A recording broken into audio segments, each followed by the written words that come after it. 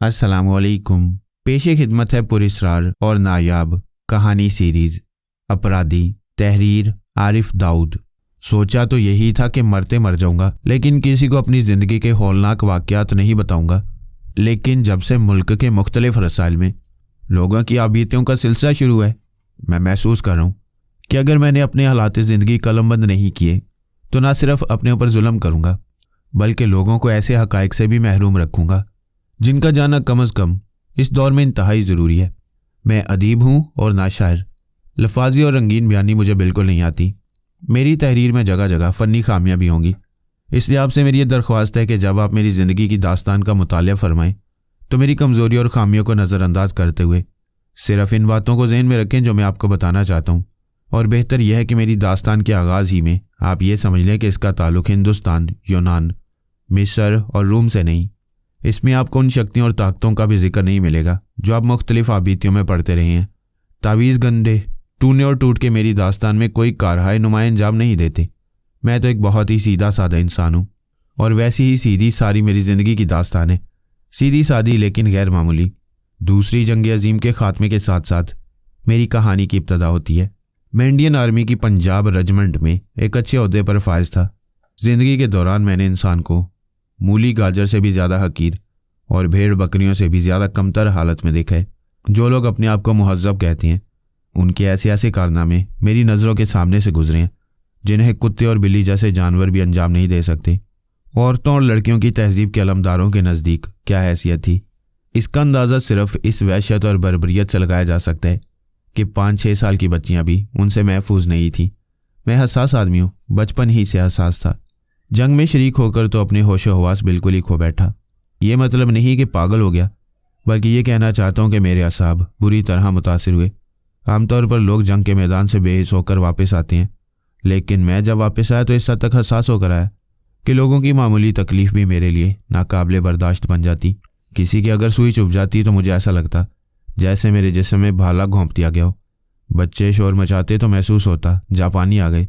टांगों और मोटरों की आवाज़ें बम्बार तैयारों जैसी मालूम होती।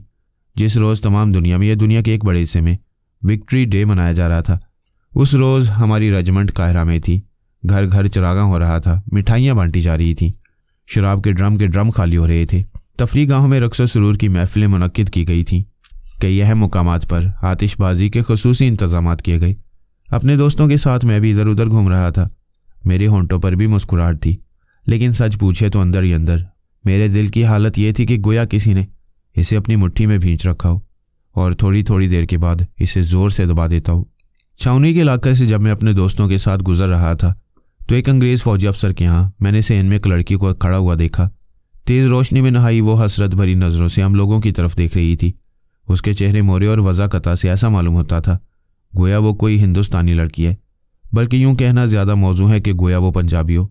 हम पंजाबियों में लाख खूबियाँ हों, लोग हमें जिंदा दिल कहते हों या जरी और बहादुर के लक़ब से याद करते हों, लेकिन एक बुरी खामी है, मैं तो इसे खामी ही कहूँगा, कि अपनी तमाम तर जिंदा दिली और शुजात व बहादुरी के बावजूद औरतें हमारे लिए कुछ ज़्यादा पुरकशिश नहीं होती। और जब अपने ही देश की बात हो तो ऐसा मालूम होता है जैसे हमारी अपनी माँ और बहन और बेटी को भरे बाजार में नंगा कर दिया गया हो। उस लड़की को अंग्रेज़ अफसर के बंगला में देखकर मुझे भी ऐसा ही मालूम हुआ। मैंने अपने साथ चलते हुए एक दोस्त शेर मोहम्मद के हाथों को दबाकर लड़की की तरफ इशारा किया और उसके कान में कहा, पंजाब की है। उसने भी इशारे में मेरे ख्याल की तायद की। लड़की तक पहुंचने की 2 सूरतें थीं। एक सूरत तो ये थी कि हम दोनों में से कोई चीख कर यह ऐलान कर देता कि फ़लाँ अंग्रेज़ अफसर पंजाब से किसी लड़की को अगवा करके लाए। इस ऐलान के होते ही पूरी की पूरी रेजिमेंट बागी होकर अफसर के बंगला पर धावा बोल देती और दरमियान में आने वाली हर रुकावट को ख़त्म करती हुई लड़की को इस बंगले से निकाल लेती। और दूसरी सूरत यह थी कि हम लोग खामोशी के साथ अपने तौर पर तहकीकात करते और हंगामों और परेशानियों से बचते हुए चुपके से इस लड़की को अफसर के चुंगल से आज़ाद करा लेते। हम दोनों ने आखिरी सूरत पर अमल किया। अपने साथियों को काहिरा के कावा खाने में छोड़कर हम लोग एक टैक्सी पर छावनी पहुंचे। अंग्रेज़ अफसर बंगला पर मौजूद नहीं था। खान सामा ने लड़की की मौजूदगी का इकरार करते हुए बताया कि बेशक वो पंजाब की है, लेकिन जब से अंग्रेज़ ने इस लड़की को पाया उसके साथ कोई बदसलूकी नहीं की, बल्कि उसे अपनी बेटी की तरह समझता रहे। पाया है? शेर मोहम्मद ने हैरत का इजहार करते हुए कहा। हाँ, वो अब्वल हॉल के बुत के पास परेशानी के आलम में घूमती हुई मिली थी। मैं भी साहब के साथ था। उन्होंने मुझसे कहा, मैं इससे बात करके ये मालूम करूं कि एक हिंदुस्तानी लड़की इस वीरान और सुनसान इलाके में तन्हा क्यों घूम रही है। साहब ने उससे बात नहीं की? नहीं, लड़की काफ़ी फासला पर थी। जीप उस जगह तक जा नहीं सकती थी और साहब रेत पर चलना पसंद नहीं करते। तुमने उसे क्या बातें की? मैंने पहले उसका नाम पूछा। क्या नाम बताया उसने? हीर। क्या? हम दोनों उछल पड़े। वारिस या वाली हीर? जी नहीं, उसने अपने वालिद का नाम मुझे नहीं बताया। और ना मैंने पूछा। खान समझा कि वारिस शाह उसके बाप का नाम है। फिर तुमने उसे पूछा कि वो यहाँ कैसे आई? जी नहीं, खान सामा ने सर हिलाया। ये बात तो साहब ने पूछी। मैंने तो सिर्फ ये कहा कि तुम्हें साहब बुला रहे हैं। उसने क्या जवाब दिया? जवाब क्या देना था, हिरनी की तरह छलांगे मारती हुई साहब के पास पहुंच गई। साहब ने उसे क्या बातें की? साहब ने अंग्रेजी बोली और उसने पंजाबी। खान सामा जोर से हंसा। ना वो इसकी समझे ना ये उनकी। फिर साहब ने मुझसे कहा कि जो कुछ मैं पूछता जाऊँ वो इससे मालूम करके मुझे बताते जाओ। क्या क्या पूछा उन्होंने पूछा कहाँ रहती हो? कहने लगी अल्लाह की ज़मीन में। साहब ने पूछा यहाँ क्यों आई हो? कहने लगी दोस्त को ढूंढने। साहब ने पूछा क्या नाम है तुम्हारे दोस्त का? कहने लगी राजा। राजा नहीं, रांझा। शेर मोहम्मद ने इस्लाह की। आप जानते हैं उसे? खान सामा ने पूछा। सिर्फ मैं ही नहीं जानता, पूरा पंजाब उसे जानता है। तब तो उस बेचारी की मुश्किल दूर हो गई। कैसा कैसा तड़पती है वो उसकी याद में। छोड़ो उसकी तड़प को, मैंने कहा। ये बताओ कि क्या क्या बातें हुई उसकी तुम्हारे साहब से? साहब ने पूछा तुम मिस्र कैसे आ गई? कहने लगी पता नहीं कैसे आ गई। आंख खुली तो मैंने अपने आप को यहीं पाया। साहब ने पूछा ये तो नामुमकिन है कि कोई सोते सोते अपना मुल्क छोड़कर दूर दराज के दूसरे मुल्क में पहुंच जाए। कहने लगी हाँ ये बात तो है, पर मेरा तो मामला ही और है। मैं मर गई थी। दरअसल मरने के बाद दूर और नज़दीक के सारे फासले ख़त्म हो जाते हैं। उसकी बात सुनकर साहब ने घूर कर मेरी तरफ देखा और मुझसे पूछा कि कहीं बात समझने, इसकी बात का अंग्रेज़ी तर्जुमा करने में मुझसे कोई गलती तो नहीं हुई? चुनाचे तस्दीक करने के लिए मैंने पूछा क्या तुम मर गई थी? हाँ, बहुत अरसा हुआ। फिर जिंदा कैसे हो गई? ये जिंदा करने वाले से पूछो। मैंने साहब को ये बातें बताई तो उन्होंने मुझसे कहा बेचारी पागल मालूम होती है, लेकिन इस सुनसान इलाके में इसका रहना ठीक नहीं। हमारे जवान औरत के भूखे हैं। एक सिपाही को भी इसकी मौजूदगी का इल्म हो गया तो पूरी बटालियन उधर दौड़ पड़ेगी। इसे पूछो ये हमारे साथ चलेगी? मैंने पूछा तो उसने फ़ौरन हामी भर ली। अब साहब के बंगले में आए हुए इसे 1 हफ्ता हो चुका है। ना कुछ खाती और ना पीती है, लेकिन सेहत वैसी की वैसी है, ज़रा भी फ़र्क नहीं पड़ा। परसों साहब ने डॉक्टर से मुआयना भी कराया था। वो तो ये तस्लीम नहीं करता कि कोई शख्स खाए पिए बगैर जिंदा रह सकता है। चुपके खा लेती होगी, दाई से पेट नहीं छुपता। उसने कहा मैं खान सामा हूँ, मुझे एक चीज़ का पता है। अगर चुपके एक दाना भी खा ले तो मुझे मालूम हो जाएगा। नहीं साहब ये बात तो नामुमकिन है। वो सचमुच कुछ नहीं खाती पीती। कहती है कि मेरे रांझा की रूह। शेर मोहम्मद ने फ़ौरन तौसीह की। हाँ, उसी की रूह आकर उसे कुछ ना कुछ खिला जाती है। ये किस तरह मुमकिन है? मैंने पूछा। जी हाँ, मुमकिन तो नहीं है, भला रूहें भी किसी को खिला पिला सकती हैं? मेरा तो कुछ और ख्याल है। क्या ये कोई भूतनी या चुड़ैल है? साहब का कलेजा जमाने आई है। जिस रोज़ साहब पर दाव चल गया उसी रोज़ कलेजा छुपा कर उड़नचू हो जाएगी।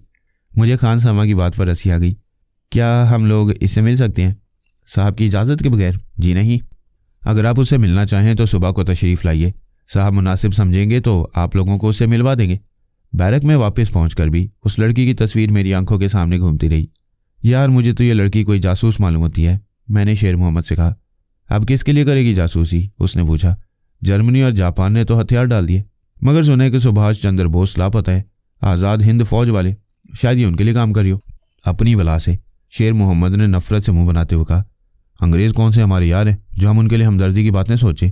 अंग्रेज़ तो बेशक अपने यार नहीं, पर वो लड़की तो अपने देश की है। ज़रा सोचो अगर उसे कुछ हो गया तो? बिस्तर पर जाते जाते वो घूम पड़ा। आखिर तुम कहना क्या चाहते हो? कुछ नहीं, बस यूं ही थोड़ी सी फिक्र हो रही है उसकी तरफ से। सो जाओ मेरी रांझा, इस वक्त सो जाओ। जब सुबह होगी तो खूब अच्छी तरह दिल खोलकर फिक्र कर लेना। किसी मालूम था कि शेर मोहम्मद की कही हुई बात इतनी सच निकलेगी कि मैं वाकई रांझा बन जाऊंगा। लेकिन हुआ यही कि जब हम लोग सुबह को अंग्रेज़ अफसर से मिलने के लिए गए तो एक लड़की बंगला से बाहर चीखती चिल्लाती धाड़े मारती हुई निकली और मेरे कदमों से लिपट गई। रांझा, मेरी रांझा, आखिर मैंने तुम्हें पा ही लिया। अब हमें तुम्हें कोई जुदा नहीं कर सकता। अब हम दोनों साथ ही साथ जिएंगे। मैं तुम्हारे बच्चों की माँ होंगी और तुम मेरे बच्चों के अब्बा बनोगे। हाय, तुमने मुझे कितने दुख दिए, कितनी तकलीफ़ें पहुंचाई हैं। थोड़ी देर में ना सिर्फ अफसर बंगला से बाहर निकल आया, बल्कि खान सामा और कई दीगर मुलाजमीन भी वहाँ इकट्ठे हो गए। खान सामा ने वजाहत करते हुए अंग्रेज़ अफसर को बताया कि मैं वही शख्स हूँ जिसकी तलाश इस लड़की को मिस्र तक ले आई है। अफसर ने मुझसे तस्दीक चाही तो इनकार करते हुए मैं रुक गया। मुझे डर लगा कि कहीं मेरे इनकार करने पर अंग्रेज़ अफसर धोखे और फ़रेब के इल्ज़ाम में इस लड़के को कोई नाकाबिले बर्दाश्त सजा ना दे बैठे। पलक झपकने के अरसा में मैंने ये सब कुछ सोच लिया और अगले ही लम्हा अफसर को बता दिया कि मैं वही शख्स हूँ। लेकिन ये तो तुम्हें रांझा कह रही है, जबकि तुम्हारा नाम? जी हाँ, मेरा नाम आरिफ दाऊद है, लेकिन हमारे वतन में लड़कियां अपने महबूब को प्यार के साथ रांझा कहती हैं। तुमने बहुत दुख दिया इस बेचारी को। मैंने नहीं, बल्कि जंग ने। दुरुस्त कहते हो। अफसर ने एक तवील आह भरी। इस जालिम जंग ने हर तरफ गम ही गम बिखेर दिए। मुझे देखो, मैं जिंदा हूं पर मुर्दों से बदतर। मेरा जवान बेटा जर्मनों की गोलियों का निशाना बना और मेरा पूरा घर माँ, बीवी और 2 छोटी छोटी बच्चियों के बॉम्ब की नजर हो गया। खैर, अब तुम इस लड़की को शहर के किसी होटल में ले जाओ, इसका दिल बहलाओ। वहीं खुद भी क्याम करो। 2-1 रोज में हम लोगों की रवानगी के ऑर्डर आने वाले हैं। तुम्हें वहीं इतला भिजवा दी जाएगी। शेर मोहम्मद मुंह फाड़े हुए हैरत के साथ हम लोगों की गुफ्तगू सुन रहा था। जैसे ही उसने ये सुना कि अंग्रेज अफसर इस लड़की को मेरे होटल भेज रहा है, उसकी कुव्वत बर्दाश्त जवाब दे गई। ऐसा नहीं हो सकता, उसने बिगड़ कर कहा। क्यों नहीं हो सकता? हमारी तहजीब इस बात की इजाज़त नहीं देती कि शादी के बगैर कोई शख्स किसी लड़की के साथ होटल में या किसी दूसरी जगह क्याम कर सके। तुम कौन होते हो मना करने वाले? वतन के रिश्ता से मैं इसका भाई हूँ, उसने जोश के साथ कहा। अगर आरिफ हकीकत में इस हीर का रांझा बनना चाहता है तो पहले इसे शादी करना होगी और भाई की हैसियत से मैं अपनी बहन को विदा करूँगा। और इस तरह उसी रोज़ हम दोनों रिश्ते इज़्दवाज में मुंसलिक हो गए। मुलाजा फरमाया अपनी कहानी का अनोखापन। आपने लाजमी तौर पर यह सोचा होगा कि अबुल हॉल के बुत के पास पाई जाने वाली लड़की किसी न किसी माफूकुल फितरत कुव्वत की मालिक होगी, या कहानी के किसी हिस्सा में आगे चलकर इस लड़की का अबुल हॉल से कोई ना कोई ताल्लुक जाहिर होगा, या वो कोई मम्मी होगी जो चुपके से जिस्म की पट्टियां उतारकर अपने हराम से खिसक आई होगी। अफसोस कि मेरी हीर आपकी तवक्कुआत पर पूरी नहीं उतरी। रहा खानसामा का ये कहना कि वो खाए पिए बगैर अपनी सेहत को बरकरार रखे हुए थी, महज अफसाना तराजी साबित हुआ। कम अज़ कम मेरे सामने तो उसने एक वक्त का भी खाना ना छोड़ा, बल्कि आमतौर पर मैंने उसको थोड़ी थोड़ी देर बाद कुछ न कुछ चरते हुए ज़रूर पाया। अलबत्ता 1-2 बातें ऐसी ज़रूर हैं जिनकी तौजीह मैं नहीं कर सकता। आप अपने अपने तौर पर जो चाहें सो समझ लें। पहली बात तो यह है कि उसे इस बात पर असरार था कि वो वाकई हीर है और मैं वाकई उसका रांझा हूँ। इस सिलसिला में वो हीर रांझा वाली कहानी के वाक़यात को इस तरह दोहराती जैसे मुझे पिछली बातें याद दिला रही हो। और दूसरी बात यह कि वो बज़िद्द थी। हम लोग मरकर एक दूसरे से जुदा हो गए थे और बरसा बरस तक इधर उधर भटकने के बाद यकजा हो गए। लेकिन जब मैं उसे पूछता कि तुम मिस्र कैसे आ गई और अबुल हॉल के बुत के आसपास क्यों घूम रही थी, तो वो अपनी बड़ी बड़ी आंखें हैरत से झपकाने लगती और देर तक गौर फिक्र में डूबते रहने के बाद कहती, याद नहीं आता, मैं कुछ भूल गई हूँ। ये थी दर हकीकत ताज्जुब की बात, जिसे सदियों पहले अपना हीर होना याद हो और जिसे मुख्तलिफ ज़मानों में देश देश की खाक छानना याद हो। वो बिल्कुल सामने की बात को इस तरह फरामोश कर दे कि कोशिश के बाद भी अपने जहन में ना ला सके। और लुत्फ़ ये कि मेरी तरह उसे भी इस बात पर ताज्जुब हो रहा था कि आखिर वो वहाँ कैसे पहुँच गई। बचपन से जवानी तक का ज़माना उसने कहाँ गुजारा? कहीं ऐसा तो नहीं है कि वो एकदम से पली पलाई ज़मीन से उगाई हो, जैसा कि आगे चलकर आपको मालूम होगा कि ये कोई आवागोन का चक्कर नहीं था। आवागोन के असूलों के मुताबिक कोई भी इंसान हमेशा एक ही किस्म के जून में जन्म नहीं लेता। इसके अलावा सज़ा और जज़ा का मसला भी जो ख़ास आखिरत से मुतल्लिक है, इस गलत नज़रिया के आगे दम तोड़ देते हैं, क्योंकि हो सकता है कि एक जन्म का बदकार इंसान अगले जन्म में नेकोकार बन जाए। अब आखिरत में अगर उसकी बदी पर उसे सज़ा दी गई तो गोया उसका नेक होना उसके काम ना आया, और अगर उसकी नेकी पर उसके साथ अच्छा बर्ताव किया गया तो गोया हीरे और पत्थर को एक ही जैसा समझ लिया गया। बाहर सूरत इस बहस को छोड़िए, ना मुझे आवागौन पर एतकाद है और ना मेरी नई नवेली बीवी ने कोई दूसरा या तीसरा जन्म लिया था। ताहम चूंकि वो इस बात पर बज़िद्द थी कि वो हीर है और मरने के बाद दोबारा जिंदा हुई है, इसलिए थोड़ी देर के लिए उसकी बात दुरुस्त ना होते हुए भी दुरुस्त समझ लीजिए, ताकि मुझे अपनी कहानी सुनाने में और आपको सुनने में लुत्फ़ आता रहे। शादी के 10वें रोज़ हम लोगों को मिस्र से हिंदुस्तान की रवानगी का हुक्म मौसूल हो गया। पानी के जहाज़ का सफ़र था। रास्ता में गर्क करने वाली दुश्मन के किसी आबदोश का भी खतरा नहीं था, इसलिए बड़ा पुरलुत्फ़ और दिलचस्प सफ़र रहा। शेर मोहम्मद तो वाकई हीर से ऐसी मोहब्बत करने लगा था जैसे वो उसकी माँ जाई हो। हम लोग अमूमन शाम और सुबह के वक्त अरशा पर खड़े हो जाते और देर तक नीलगों पानी की वुसअतों, इधर उधर दौड़ती भागती हुई मछलियों और दूर समुंदर और ज़मीन को एक दूसरे से हम आगोश होते हुए देखते रहते। गालिबन सफ़र का 5वां दिन था कि हमारा जहाज़ एक जजीरे के पास रुका। बहुत से लोग जजीरे की सैर करने के लिए कश्तियों में बैठकर रवाना हो गए। कप्तान का कहना था कि जहाज़ में कोई फ़नी खराबी हो जाने के बायस हम लोगों को कम से कम 6 घंटे तक क्याम करना होगा। 6 घंटे का अरसा कम नहीं होता। मैंने सोचा कि हीर के साथ मैं भी जजीरे में थोड़ी सी तफरीह करूँ, लेकिन वो कैबिन में नहीं थी, अरशा पर भी नहीं थी, ऊपर के हिस्सा में भी उसका कोई पता नहीं था। इसके बाद तो मैंने जहाज़ का चप्पा चप्पा छान मारा। जितने लोग वहाँ मौजूद थे सब ने लाइलमी का इजहार किया अलबत्ता कमोबेश सबकी राय यही थी कि वो भी दीगर मुसाफिरों के साथ सैर करने के लिए जजीरे पर चली गई है। अपनी मुख्तसर सी इज़्दिवाजी ज़िंदगी में पहली बार मुझे उसके ऊपर गुस्सा आया और गुस्से के साथ साथ दिल में उसकी बेवफाई का शुबा भी पैदा हुआ, क्योंकि शेर मोहम्मद का भी कोई पता नहीं था और पिछले 2-3 रोज़ से मैं उसे ख़ास तौर पर हीर के ऊपर मेहरबान होते देख रहा था। आपको तो मालूम ही है कि मोहब्बत किस कदर बदगुमान होती है। मैं दिल ही दिल में पेचोताब खाने लगा, बल्कि अपनी बदगुमानी में इस हद तक आगे बढ़ गया कि उन दोनों को कत्ल कर देने के बारे में सोचने लगा। तकरीबन 4 घंटे के बाद कश्तियाँ वापस आना शुरू हुई। पहली कश्ती आई, उसमें ना शेर मोहम्मद था और ना हीर। दूसरी कश्ती आई, उसमें भी ये लोग नहीं थे। तीसरी कश्ती आई, अब भी उन लोगों का कोई पता नहीं था। चौथी कश्ती आई, उसमें शेर मोहम्मद मौजूद था। हीर कहाँ है? क्यों, क्या वो यहाँ नहीं पहुंची? उसने हैरत के साथ पूछा। मैंने उसे बाजार में देखा था। वो तुम्हारे साथ नहीं थी? नहीं। जजीरा पर तुमने उसे कोई बात की थी? नहीं, मैं वहाँ के मनाजिर में ऐसा डूबा हुआ था कि मैंने उसकी तरफ कोई तवज्जो नहीं दी। तुम्हें उससे पूछना चाहिए था कि वो किस कश्ती से वापस जाएगी। मैं उसे कोई छोटी बच्ची नहीं समझता। मुमकिन है वो अगली कश्ती में वापस आ जाए, मुमकिन है आखिरी कश्ती से आए। कितनी कश्तियाँ बाकी हैं? 2। इसी दौरान में जजीरे की जानिब से एक और कश्ती आती हुई नजर आई। हम दोनों बेचैनी के साथ उसकी आमद का इंतजार करने लगे, लेकिन जब कश्ती जहाज के करीब पहुंची तो हीर उसमें भी मौजूद नहीं थी। अगर वो आखिरी कश्ती में ना आई तो? मैंने खदशा जाहिर किया। तो क्या होगा? अव्वल तो उसे लाजमी तौर पर आना चाहिए, और अगर किसी वजह से वो ना आ सकी तो तुम खुद वहां चले जाना। अभी जहाज की रवानगी में 1 घंटा से ज़्यादा का वक्त है। हम दोनों एक बार फिर बेचैनी के साथ जजीरे की तरफ देखने लगे। एक एक लम्हा गुजारना दोभर हो रहा था। आखिरी ख्याल इस हद तक दुरुस्त साबित हुआ कि जब कश्ती पहुंची तो वो उसमें भी नहीं थी। अब मुझी को जाना पड़ेगा, मैंने कहा। जल्दी करना, शेर मोहम्मद ने राय दी। जहाज की रवानगी में 45 मिनट रह गए हैं। दूसरा जहाज 1 माह से पहले इधर नहीं आएगा। मैंने जल्दी से मल्लाहों से मुलाकात की और उन्हें सूरत हाल से आगाह करते हुए बताया कि मेरी बीवी जजीरे पर रह गई है। अगर वो मेरे ऊपर करम करें तो मुझे वहाँ ले जाएं। मैं जितनी जल्दी मुमकिन हो सकेगा अपनी बीवी को जजीरा में तलाश करके वापस आ जाऊँगा। हम तुम्हें आधे घंटे से ज़्यादा का वक्त नहीं दे सकते। आधा घंटा भी बहुत है, शेर मोहम्मद ने मुझे बताया। बहुत ही छोटा सा जजीरा है, चंद गलियाँ, गिने चुने मकानात और एक छोटा सा बाजार। तुम बासानी 15 मिनट में वापस आ सकोगे। जजीरे पर उतरकर ज़मीन पर कदम रखते हुए जो मुसर्रत मुझे हासिल होना चाहिए थी वो नहीं हुई। मेरे जहन में बस हीर बसी हुई थी।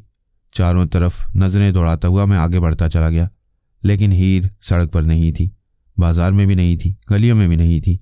परेशानी के आलम में मैं दोबारा बाजार की तरफ रवाना हुआ और एक एक दुकान पर हीर के मुतल्लिक सवाल करता फिरा।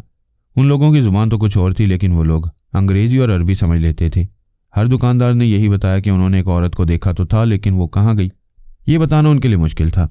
आखिरी दुकान पर जाकर मैंने मालूम किया कि क्या कोई दूसरा बाजार भी है या कोई और दुकान भी।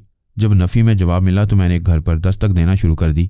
जी नहीं, यहाँ कोई औरत नहीं आई। हमने किसी औरत को नहीं देखा। औरतों का यहाँ क्या काम? तकरीबन हर घर से इसी किस्म के जवाबात मिले तो मैं मायूस हो गया। मेरे हाथ पांव फूल गए। जहाज से विसल की आवाज़ें आ रही थीं। मैंने अपनी घड़ी की तरफ नज़र दौड़ाई। अभी 15 मिनट बाकी हैं।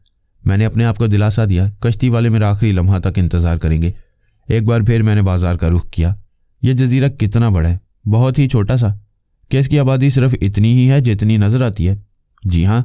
क्या यहाँ बस यही गिने चुने मकानात हैं? जी हाँ। क्या सामने जो पहाड़ी नज़र आ रही है उसकी दूसरी जानिब कोई आबादी है? हमें इल्म नहीं, हम में से कोई वहाँ नहीं गया। क्यों? क्योंकि हमारे आबा अजदाद ये कहते आए हैं कि उधर खूंखार रूहें रहती हैं। अगर फुर्सत होती तो मैं ठहर कर उस दुकानदार का मजाक ज़रूर उड़ाता, लेकिन एक एक लम्हा कीमती था। मैं उल्टे कदमों भागा पहाड़ी की तरफ, एक एक दरख्त को देखता हुआ।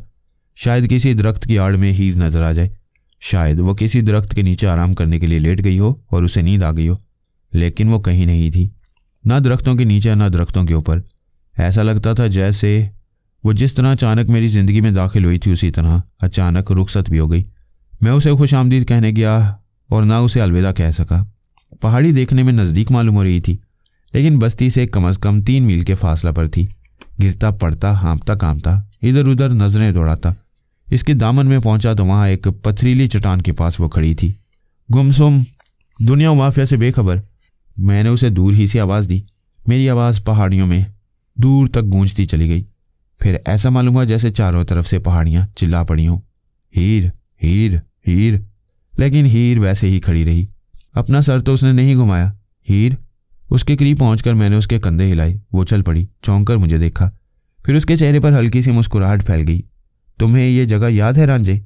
मैंने एक उचटती हुई नज़र चट्टान पर डाली। उस पर एक अजीब सी शैतानी शक्ल बनी हुई थी, एक ऐसे मकरू इंसान की शबीह जिसके सींग उगे हुए थे और जिसके हाथों की उंगलियों में काफ़ी लंबे लंबे और नोकदार नाखून साफ नजर आ रहे थे। दूसरे लम्हे मुझे जहाज़ का ख्याल आया और हीर का हाथ पकड़कर मैंने साहिल की जानिब भागना शुरू कर दिया। अगरचे वक्त मुकर्ररा से 15 मिनट ज़्यादा हो चुके थे, लेकिन मुझे यकीन था कि जहाज़ को थोड़ी देर के लिए लेट कर दिया गया होगा। तकरीबन 1 मील तक हम लोग भागे होंगे कि वो कराहने लगी। मजबूरन मुझे अपने कदम हल्के करना पड़े। अब हम लोग भागने की बजाय तेज़ तेज़ कदमों से चल रहे थे, लेकिन दूसरे मील के ख़त्म होने तक उसने लड़खड़ाना शुरू कर दिया। मालूम होता था अब गिरने ही वाली है। मजबूरन मैंने उसे उठाकर अपने कंधे पर लाद लिया। यूँ तो वो हल्की फुल्की थी, लेकिन मुसलसल भाग दौड़ ने मुझे पहले ही काफ़ी थका दिया था, इसलिए मेरे कदम कुदरती तौर पर पहले के मुकाबले में हल्के हो गए। जब हम लोग साहिल पर पहुंचे तो वहाँ कोई कश्ती थी और ना ही जहाज़। मीलों दूर एक छोटा सा धब्बा नजर आ रहा था, जो गालिबन हमारा जहाज़ रहा होगा। मैंने हीर को वहीं रेत पर डाल दिया और थकावट के बायस उसके पास बैठ गया। अब क्या होगा? उसने पूछा। अब कीमा बनाया जाएगा, मेरा भी और तुम्हारा भी, मैंने झुंझला कर जवाब दिया। पता नहीं कैसे लोग हैं और कैसा बर्ताव करें हमारे साथ। आखिर तुम्हें ये सूझी क्या थी? अव्वल तो तुम्हें यहाँ आना ही नहीं था, और आई थी तो तुम्हें पहाड़ी की तरफ जाने की क्या ज़रूरत थी? मैं खुद हैरान हूँ, उसने कहा। बस यूं ही मुझे मालूम हुआ कि लोग साहिल की तरफ आ रहे हैं, तो बेख्तियार तौर पर मेरे दिल में एक ख्याल पैदा हुआ कि सबसे पहले मुझे जाना चाहिए। सबसे पहले मेरा हक है, क्योंकि ये मेरा अपना जजीरा है। क्या यहाँ आने से पहले मुझे बताना ज़रूरी नहीं था? बेशक था, मगर मैं सब कुछ भूल गई। मुझे गिरदो पेश की कोई खबर न रही। जजीरा मुझे अपनी तरफ खींच रहा था, वो बार बार मुझे बुला रहा था। बिलाखिर सबसे पहली कश्ती जो यहाँ से रवाना हुई, मैं उसमें बैठकर इधर चली आई। उसने रेत पर लेटते हुए कहा। यहाँ आकर मैं अपने आप तक को भूल गई। देर तक इधर उधर घूमती रही। ऐसा मालूम होता था जैसे यह सारा इलाका मेरा देखा हुआ हो, जैसे यहाँ के एक एक चप्पा से मेरी ज़िंदगी की कीमती यादें वाबस्ता हूँ, जैसे मैंने अपनी सारी ज़िंदगी यहीं गुजारी हो। क्या कभी से कबल तुम यहाँ आ चुकी हो? नहीं, मेरा ख्याल है कि मैं यहाँ कभी नहीं आई। फिर भी मैं समझती हूँ कि मेरे लिए ये कोई नई जगह नहीं है। इसकी कशिश और इसकी मोहब्बत सीने की गहराइयों में मौजूद है। शायद ये मेरे ख्वाबों का जजीरा है। शायद यहाँ मैं अपने ख्वाबों में आती रही हूँ, अकेली भी और तुम्हारी हमराही में भी। बस अब अपनी बेतुकी शायरी बंद कर दो, मैं उकता गया। चलो बस्ती में चलकर पेट की पूजा और रिहाइश का इंतज़ाम करें। वो अंगड़ाई लेती हुई मेरा सहारा लेकर उठी। उसने अपने दोनों हाथों से मेरे बालों की गर्द साफ करते हुए मोहब्बत के साथ मेरी पेशानी को बोसा दिया। बेशक मैं यहाँ आ चुकी हूँ तुम्हारे साथ। यहाँ की एक एक चीज़ जानी पहचानी मालूम होती है। यहीं साहिल पर हम दोनों नहाने और सैर करने और धूप खाने के लिए आया करते थे, याद है ना? मैं यहाँ कभी नहीं आया, और अगर तुम यहाँ आ चुकी हो तो अपने किसी वाकफकार का नाम बताओ, ताकि हम लोग उससे मिलकर यहाँ क्याम करने के ज़रूरी इंतजामात कर सकें। मैं यहाँ के सब लोगों को जानती हूँ, लेकिन शायद किसी को भी नहीं जानती। जिन लोगों से मेरी वाकफियत थी उनका पूरे इलाके में कोई पता नहीं। मैं उन्हें देर तक ढूंढती रही हूँ। मैंने उनमें से एक एक शख्स को तलाश किया, लेकिन किसी का कोई पता नहीं अलावा एक शख्स के। कौन है वो? वो तुम हो। क्या सचमुच तुम्हें यहाँ की कोई बात याद नहीं? फजूल बातों से क्या फ़ायदा? तुम जानती हो कि मैं पंजाब में पैदा हुआ और वहीं पला बढ़ा, वहीं तालीम हासिल की। जंग शुरू हुई तो फ़ौज में शामिल हो गया, और आज पहली बार महज हमाकत से इस जजीरे में 1 माह की कैद बामुशक्कत गुजारने के लिए आ पहुँचा हूँ। और सच तो यह है कि मुझे इस बात पर भी कोई यकीन नहीं है कि पहले कभी तुम इस इलाके में आई हो। अगर आई होती तो यहाँ की ज़ुबान से थोड़ी बहुत वाकफियत तो तुम्हें लाजमी होती। क्या तुम यहाँ की बोली समझ लेती हो?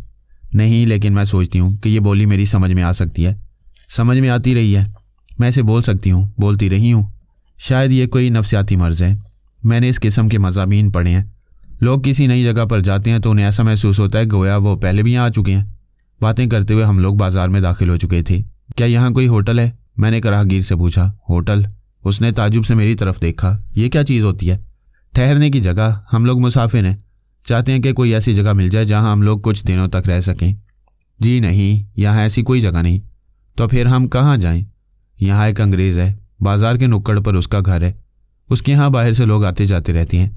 आप उससे मिलिए, उसके यहाँ कुछ इंतज़ाम हो सके शायद। हम दोनों वहाँ पहुँचे तो अंग्रेज़ ने बड़ी गर्मजोशी से हम लोगों का इस्तकबाल किया। उसका नाम आर्थर था। लंदन के किसी नवाही इलाके का रहने वाला था। यहाँ तजारत के सिलसिले में मुकीम था। मुख्तलिफ केमिकल कंपनियों के लिए यहाँ से खाम माल के तौर पर जड़ी बूटियाँ सप्लाई किया करता था। मेरा ख्याल तो ये था कि इस जजीरे में महज़ब दुनिया का कोई इंसान आ ही नहीं सकता। उसने हंसते हुए कहा। आखिर आप लोग यहाँ कैसे आ गए? मैंने मुख्तसर अल्फाज में अपनी कहानी उसे सुनाई। बीच बीच में वह हंस-हंसकर कहके लगाता रहा। अजीब है तुम्हारी बीवी भी, उसने मुस्कुराते हुए कहा। इस उम्र में ऐसी ही अजीबोगरीब शरारतें सूझती हैं। जिंदगी में थोड़ी बहुत तफरीह तो होना ही चाहिए। क्या कह रहे हैं ये? हीर ने मुझसे पूछा। ये कह रहे हैं कि तुम जानबूझकर यहाँ ठहरी हो। नहीं, इनका ख्याल गलत है। अलबत्ता मुझे ही मालूम होता है जैसे मुझे यहाँ ज़बरदस्ती ठहराया गया है। हाँ, किसी गैबी कुव्वत ने मेरे पाँव पकड़ लिए हैं। मुझे अचानक यहाँ की एक एक चीज़ से अजीब सी वाबस्तगी महसूस होने लगी है। मैं गालिबन अपने घर पर आ गई हूँ। ऐसा महसूस करती हूँ गोया मैं अपने घर में हूँ। यहाँ मुझे अपने कह बिखरे हुए मालूम होते हैं। यहाँ का ज़र्रा ज़र्रा जाना बूझा हुआ लगता है।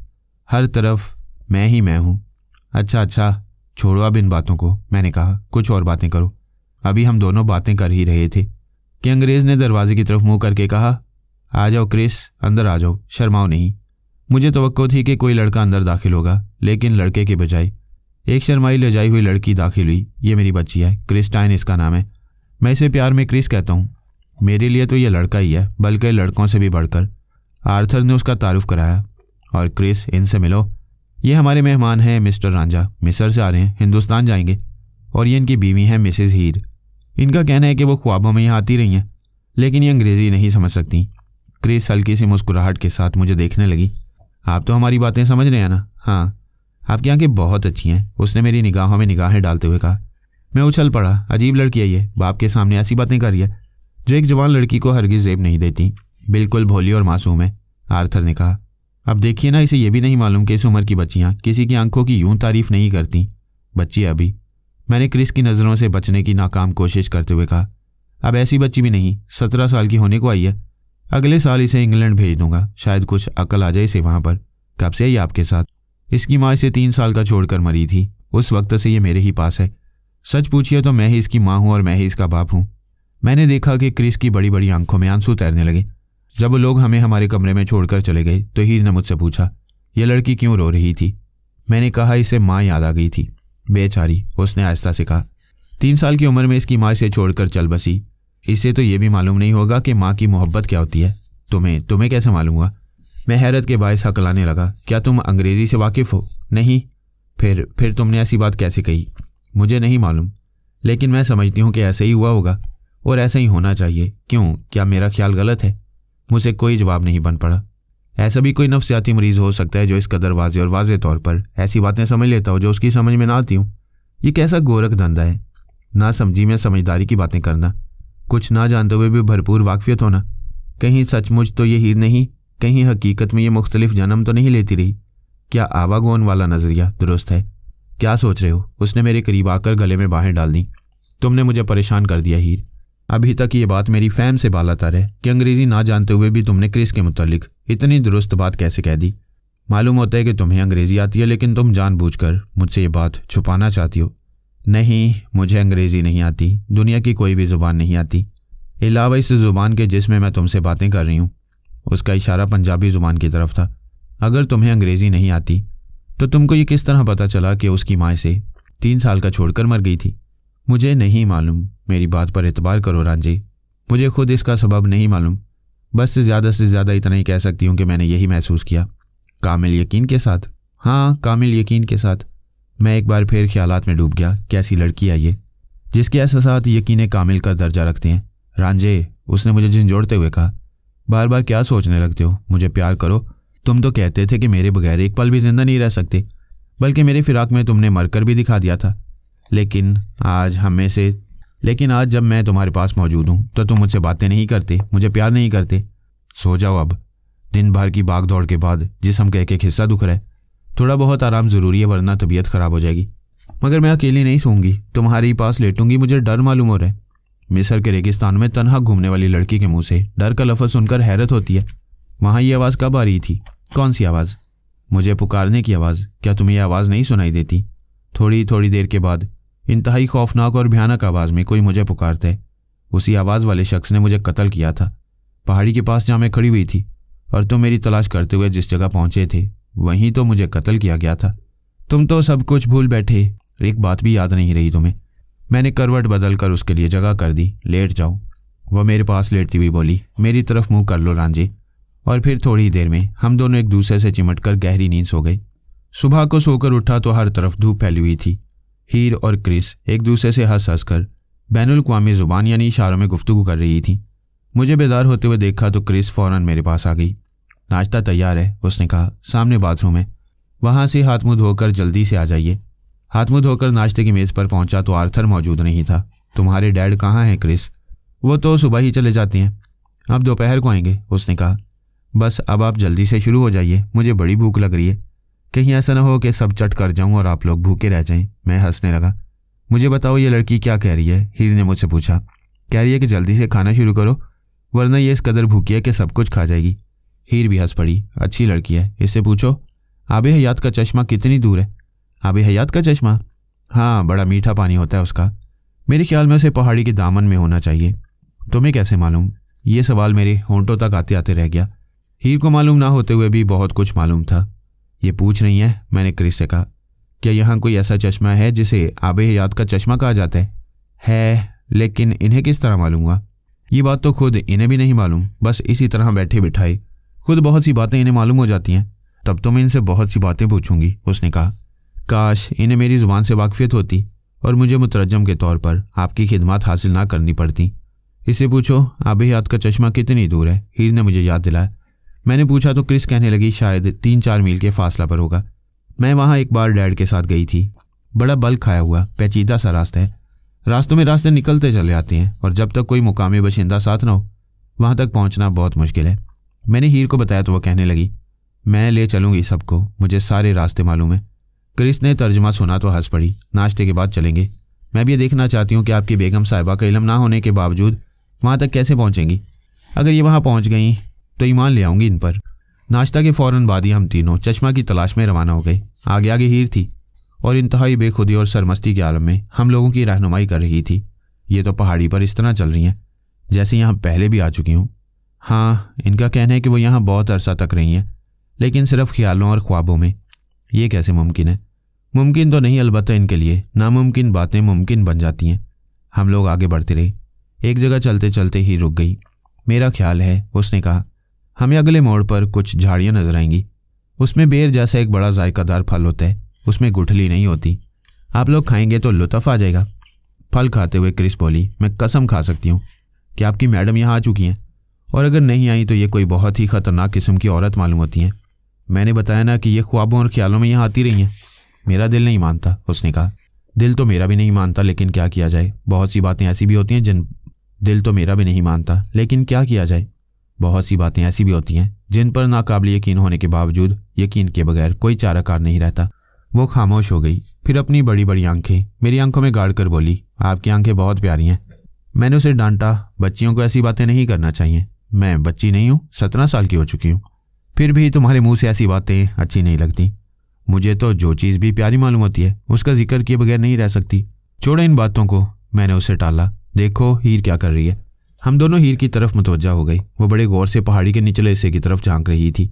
कभी किसी जाविये से नीचे देखती और कभी किसी पहलू से नज़र दौड़ाती। क्या देख रही है? क्रिस ने पूछा। अपने किसी खोए हुए ख्वाबो ख्याल को तलाश कर रही है। हीर, मैंने एक तरफ हटते हुए उसे आवाज़ दी। उधर क्या कर रही हो? मेरा कातिल छुपा हुआ है यहाँ, उसे देख रही हूँ, उसने मेरी तरफ देखे बगैर जवाब दिया। तुम्हारा कातिल यहाँ मौजूद है मेरे पास। मैंने मुस्कुराकर क्रिस की तरफ नज़र डाली। इधर आओ तो तुम्हारी मुलाकात करा दूँ उससे। वह मेरी बात कुछ समझी कुछ नहीं समझी। कहाँ है वो? उसने मेरे पास आकर कहा। मेरे मुतल्लिक तुम्हारा क्या ख्याल है? मैंने पूछा। तुम तो मेरे महबूब हो। उसने बड़ी अदा के साथ मेरा हाथ दबाया। कातिल हो तुम्हारे दुश्मन, मैं तुम्हारा महबूब हूँ, तो बैठो कुछ देर मेरे पास। इधर उधर रकीबों को क्यों तलाश करती फिर रही हो? वह हंसती हुई मेरे पास बैठ गई। क्रिस, मैंने क्रिस को मुखातिब किया। अगर प्यार करना बेहूदगी नहीं तो तुम अब मुझे या मेरी आंखों को प्यार कर सकती हो। उसका मुंह लटक गया। प्यार करना तो बेहूदगी नहीं, लेकिन तुम बहुत बेहुदा हो। क्रिस क्या कह रही है? हीर ने मुझसे पूछा। ये कह रही है अब चलो यहाँ से, क्या सारी ज़िंदगी यहीं गुजार देने का इरादा है? हीर अंगड़ाई लेती हुई उठ खड़ी हुई। ओह, मैं तो भूल ही गई थी। इस जगह से मेरी और तुम्हारी बहुत सी बातें वाबस्ते हैं। तुम तो सब कुछ भूल गए, पर मुझे अभी तक याद है। चांदनी रातों में हम दोनों अक्सर यहाँ मिला करते थे और उस वक्त तक बैठे रहते थे जब तक आसमान पर चांद चमकता रहता। एक बार फिर हम आगे रवाना हुए। हीर हस्बे मामूल आगे आगे रास्ता बताती हुई चल रही थी। क्रिस मेरे साथ थी। मैं भूखी हूँ, बहुत भूखी, वो मुझसे कहने लगी। हाँ, पहाड़ी पर चढ़ते हुए अमूमन भूख लगने लगती है। मालूम होता है तुमने फल नहीं खाए। मैं मोहब्बत की भूखी हूँ। मेरी बात क्यों नहीं समझते? आज तक कोई शख्स मेरी ज़िंदगी में इतना करीब नहीं आया, लेकिन तुम्हें देखते ही मुझे ये अंदाज़ा होता है जैसे तुम वही शख्स हो जिसका मैं इंतज़ार करती रही हूँ, जो मेरे ख्वाबों का शहज़ादा है। एक के ख्वाबों ने मुझे तुम्हारे जजीरे में कैद करा दिया। अब देखना यह है कि तुम्हारे ख्वाब मेरा क्या हाल करते हैं। जब तुम्हारी बीवी के ख्वाब सच्चे हो सकते हैं तो मेरे ख्वाब सच्चे क्यों नहीं हो सकते? मैं कब कह रहा हूँ कि तुम्हारे ख्वाब झूठे हैं? मैंने कहा, मुझे तो अपनी हालत पर तरस आ रहा है। चक्की के 2 पार्टों में गिर गया हूँ, पता नहीं कब और किस वक्त पिस जाऊँ। तुम शायर हो? अचानक उसने पूछा। नहीं। फिर शायरों जैसी बातें क्यों करते हो? तुम जैसी लड़की साथ हो तो दिमाग खराब होते क्या देर लगती है। उसी वक्त एक चट्टान से हीर ने अपना सर उभारा। इधर आओ, इधर, मैं तुम्हें एक चीज़ दिखाऊं। क्रिस की मैयत में मैं उसके पास पहुंचा। यह है वो जगह जहां मैंने पहला कत्ल किया था। उसने एक जानिब इशारा करते हुए कहा। ओफो, क्या हाल हो गया था मेरा। सर से पांव तक कांप रही थी। ऐसा लगता था जैसे जाड़ा चढ़ गया हो। और अब शायद, मैंने हंसते हुए कहा, अब तुम यहाँ दूसरा कत्ल करना चाहती हो? नहीं, अभी वो वक्त नहीं आया, उसने संजीदगी के साथ जवाब दिया। क्या कह रही है ये? क्रिस ने मेरा कंधा हिला दिया। ये कह रही है कि उसने इस जगह किसी को कत्ल किया था। क्यों? ये तो मैंने नहीं पूछा, अब पूछ लो। क्रिस मालूम करना चाहती है तुमने इस जगह किसको कत्ल किया था और क्यों। मैंने हीर से पूछा। तुम्हें याद नहीं? नहीं, तुम्हारी तरह मुझे ख्वाब देखने की आदत नहीं। मैंने एक लड़की को कत्ल किया था जो मेरी और तुम्हारी मोहब्बत के दरमियान दीवार बनकर खड़ी हो गई थी। सलोमी था उसका नाम। मैंने क्रिस को बताया, तैयार हो जाओ, आपकी बार तुम्हारा नंबर कत्ल होने का है। नहीं, मैं बार बार कत्ल नहीं हो सकती। इस मर्तबा तुम्हारी हीर को अपनी ज़िंदगी से हाथ धोना पड़ेंगे। और मेरा क्या होगा? तुम मेरे हो जाओगे हमेशा के लिए, हमेशा हमेशा के लिए। बुरी बात है क्रिस, मैंने अपने लहजा में संजीदगी पैदा करते हुए कहा। तुम एक शरीफ बाप की शरीफ लड़की हो, तुम्हें ऐसी बातें अपने जहन में नहीं लाना चाहिए। मेरी बीवी तो खैर पागल है, लेकिन तुम तो समझदार हो। हैरत है कि तुम जैसी समझदार लड़की ऐसी ख़राब बातें करे। क्या तुम ये नहीं सोचती कि मैं शादीशुदा शख्स हूँ? मेरा और तुम्हारा मिलाप नामुमकिन है। इसके अलावा तुम्हारी उम्र अभी बहुत कम है। इस उम्र में फजूल बातों की बजाय अच्छी अच्छी बातें सोचना चाहिए। अगर तुम्हारे डैड को मालूम हो जाए कि तुम ऐसी गंदी बातें अपने दिमाग में बसाए हुए हो तो उनके दिल पर क्या गुजरेगी, कितना सदमा पहुंचेगा उन्हें। वो खामोशी से सर झुकाए मेरी बातें सुनती रही। मैं समझती हूँ कि डैड बहुत नाराज़ होंगे, मगर मैं क्या करूँ, तुम्हें देखकर मैं सब कुछ भूल गई हूँ। अपने दिल को लाख समझाती हूँ कि बाज आ जाए, लेकिन मानता ही नहीं। बस दिल यही चाहता है कि तुम्हें देखे जाऊँ, तुमसे बातें करती रहूँ, तुमसे प्यार करूँ और कोई हम दोनों के दरमियान आ जाए तो उसका मुंह नोच लूँ। मैं शादीशुदा हूँ क्रिस, किसी और का पहले ही हो चुका हूँ। तुम्हारे और तुम्हारी मोहब्बत के लिए कोई गुंजाइश नहीं, मैं जानती हूँ। उसने इस बात में सर हिलाया। जानते बूझते हुए आग में कूद जाना कहाँ की अक्लमंदी है। अब तो ऐसा मालूम होता है जैसे जलने और कुड़ने में भी लुत्फ छुपा हुआ हो। या अल्लाह, किस मुसीबत में गिरफ्तार हो गया हूँ। बैठे बिठाए एक हीरी कौन सी कम मुसीबत थी, ये क्रिस और बीच में आन कूदी। वो तो शुक्र है कि दोनों एक दूसरे की जुबान से बिल्कुल नावाकिफ़ हैं, वरना अब तक तो कोई ना कोई फितना सर उठा चुका होता। रांझे, चट्टान के चारों तरफ घूम फिर कर हीर दोबारा मेरे पास आ गई। चलो तुम्हें वो जगह दिखाऊं जहां सलोमी ने दम तोड़ा था। मुझे तो मुआफ़ी रखो, मैंने नागवारी का इजहार करते हुए कहा। मालूम होता है आज भी सलोमी तुम्हारे दिल में बसी हुई है। तुम अब भी उसे भूलना नहीं चाहते। जिस रोज़ मैंने उसे कत्ल किया था तुम कैसे फूट फूट कर रोए थे, इस तरह टसवे बहा रहे थे जैसे तुम्हें कत्ल कर दिया गया हो। मैं पागल हो जाऊंगा हीर, पता नहीं आज तुम कैसी बातें कर रही हो। मुझे तुम्हारी पिछली बातें याद आ रही हैं। एक ज़माना था जब मैं तुम्हारी हीर थी और तुम मेरे रांझा थे। इन्हीं पहाड़ियों पर तुम सलोमी को चाहने लगे। तुम्हारी झूठी मोहब्बत के सारे दावे धरे के धरे रह गए, और जब मैंने उसे कत्ल कर दिया तो तुम्हारी हालत गैर हो गई। तुम मेरी सूरत से नफरत करने लगे। तुमने इंतकाम के जज्बे से मजबूर होकर मुझे कत्ल करा दिया, याद है ना तुम्हें? हाँ याद है, मैंने कहा। और मेरा बस चले तो एक बार फिर तुम्हें कत्ल कर दूं। उसने घूर कर मुझे देखा, फिर हंस पड़ी। गुजरी हुई बातों को याद करने से क्या फ़ायदा? गुस्से में ऐसे प्यारे मालूम हो रहे हो कि अगर ये कमबख्त अंग्रेज़ लड़की ना होती। कैसी प्यारी आंखें हैं, बेख्याली में क्रिस ने कहा। काश मैंने चूम सकती। मैं उठकर खड़ा हो गया। अब वापस चलना चाहिए। अंग्रेज़ी और पंजाबी दोनों में मैंने उन दोनों को मुखातिब किया। नहीं, अब यहाँ तक आ गए हो तो चश्मा पर ना जाना ठीक नहीं, बस थोड़ी ही दूर और रह गया है। हीर ने कहा, एक शर्त पर मैं तुम्हारे साथ चल सकता हूँ। क्या? अब तुम रास्ते भर उल्टी सीधी बातों से मुझे तंग नहीं करोगी?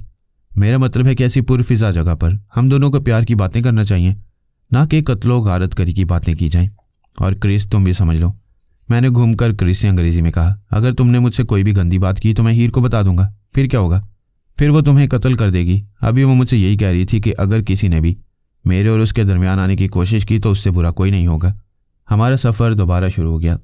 हीर हस्बे मामूल आ गई थी और हमें रास्ता बता रही थी। एक बात बताओ, क्रिस ने मुझसे कहा, क्या सचमुच तुम्हारा नाम रांझा है? नहीं, मैं भी यही सोच रही थी। वो बोली, शायद मुझे ख्वाबों में मिलते रहे हो। ख्वाबों में भी और ख्यालों में भी, मैंने तंजिया तौर पर कहा। हाँ, ख्यालों में भी। क्या हीर का असर तुम पर हो गया? पता नहीं, लेकिन लगता तो ऐसे ही है जैसे वो जो कुछ कह रही है सच है, जैसे वाकई उसने कभी मुझे कत्ल करके तुमसे छीन लिया हो। वो तो पगली है, मैं भी पगली हूँ। वो मोतियों जैसे सफ़ेद दांत निकाल कर हंसी। तुम्हें देखकर कौन होश में रह सकता है? उसी वक्त एक परिंदा फड़फड़ाता और अपने मुंह से एक भयानक आवाज़ निकालता हुआ हमारे सरों से गुजरा। क्रिस घबराकर मुझसे चिमट गई। मैंने उसे जल्दी से अपने जिस्म से अलहदा किया, मगर हटते हटते भी अपने नज़दीक उसने पैदल पे मेरे कई बोसे लेकर एक बड़ा कारनामा अंजाम दे ही लिया। बस्ती में इस परिंदे को मनहूस समझा जाता है, उसने बताया। लोग कहते हैं कि ये शैतान का भाई है। तुम भी तो शैतान की बहन हो। अगर हीर तुम्हारी हरकत देख लेती तो आंतें बाहर निकाल देती तुम्हारी। बढ़िया ही आंतें बाहर निकालने वाली, मैं खुद उसकी दोनों आंखें फोड़ दूंगी। थोड़ी देर तक हम लोग खामोशी से चलते रहे। क्या नाराज़ हो? क्रिस ने खामोशी को तोड़ा। नहीं, लेकिन अगर तुम अपनी हरकतों से बाज नहीं आई तो मुझे वाकई नाराज़ होना पड़ेगा। तुम अपनी बीवी से खुश हो? हाँ। वो तुम्हें अच्छी मालूम होती है? हाँ। तुम उससे मोहब्बत करते हो? हाँ। अगर वो मर जाए तो तुम्हें अफसोस होगा? हाँ। अगर मैं मर जाऊं तब भी अफसोस होगा? क्यों? मालूम नहीं। क्या तुम्हें मुझसे मोहब्बत है? नहीं। तुम मुझे पसंद भी नहीं करते? नहीं। क्यों? हमारे यहाँ किसी शादीशुदा शख्स का बीवी के अलावा कहीं और दिलचस्पी लेना मायूब और गुनाह समझा जाता है। वो चंद लम्हे खामोश रही। एक बात बताऊं? बताओ। तुम्हारी बीवी ने फरेब देकर तुम्हें फांस लिया है। अब तो फंस ही गया, मजबूरी है। एक बात और बताऊं, उसने कहा। जब मैंने तुम्हें पहली बार देखा था तो मैंने सोचा था कि मैं जूलियट हूं और तुम मेरे रोमियो हो। लेकिन जब डैड ने बताया कि तुम्हारा नाम रांझा है तो मुझे दुख हुआ था थोड़ा सा। मैंने मौजू बदलने की कोशिश की। देखो हीर नज़रों से ओझल हो गई, कहीं हम भटक ना जाएं। तुम मेरे ख्वाबों और ख्यालों में बसे हुए हो ना जाने कब से, और मैं जानती हूँ कि तुम्हारा नाम रांझा नहीं है, बल्कि तुम्हारा असल नाम आरिफ है, आरिफ दाऊद। और ऐन उसी वक्त जब मैं हैरत और इस्तजाब के साथ क्रिस के मासूम और संजीदा चेहरे की तरफ देख रहा था, हीर की खुशी में डूबी हुई चीख सुनाई दी। ये रहा आबे हयात का चश्मा। जाने को तो मैं हीर के पास पहुंच गया, जो चश्मा के किनारे हरी भरी घास पर चित लेटी हुई लंबे लंबे सांस ले रही थी। लेकिन मैं सोचता रहा कि आखिर क्रिस को मेरा असल नाम किस तरह मालूम हो गया। हकीकत में किसी के ख्यालात और एहसासात इस हद तक शदीद हो सकते हैं कि अनजानी और अनदेखी बातों का खुद ब खुद बिल्कुल दुरुस्त अंदाजा हो जाए। एक तरफ हीर थी जो कुछ ना जानते हुए भी सब कुछ जानती थी। दूसरी तरफ क्रिस थी जिसे मेरे ना बताने के बावजूद मेरा असल नाम मालूम हो चुका था। हीर ने अपनी बड़ी बड़ी आंखें मेरी तरफ उठाईं। मैंने क्या कहा था? यहाँ का सारा इलाका मेरा घुमा हुआ है। मैंने अपनी सारी ज़िंदगी यहीं गुजारी है। तुम यहीं तो मुझसे मिलने के लिए आते थे, कहा करते थे कि मेरे बगैर एक पल भी जिंदा नहीं रह सकते। लेकिन तुमने सब कुछ भुला दिया, सारी बातें भूल गए। आज तो शायद तुम्हें यह भी नहीं मालूम कि इस चश्मे को आबे हयात का चश्मा क्यों कहा जाता है। क्रिस अपने चुल्लू में पानी भरकर मुँह हाथ धो रही थी। बहुत ही ठंडा पानी है। उसने वहीं से मुझे मुखातिब किया। ऐसा शीनी और खुश जायका पानी तो मैंने आज तक इस्तेमाल नहीं किया। अगर डैड इस पानी को अपनी केमिकल फर्म को भेजें तो वो लोग इसे टॉनिक के तौर पर फ़रोख्त कर सकते हैं। अपनी बीवी से पूछो कि इसे आबे हयात का चश्मा क्यों कहते हैं। तुम्हें भूख लग रही होगी, हीर ने करवट बदल कर कहा। मैंने महसूस किया कि वाकई मुझे कुछ खाना चाहिए। यहाँ तक आने में मेरा सारा खाया पिया हजम हो चुका था। जाओ अगलों की पत्तियां तोड़ लो, मैं तुम्हें ऐसा खाना खिलाऊंगी कि होंठ चाटते रह जाओगे। अगलों की पत्तियां?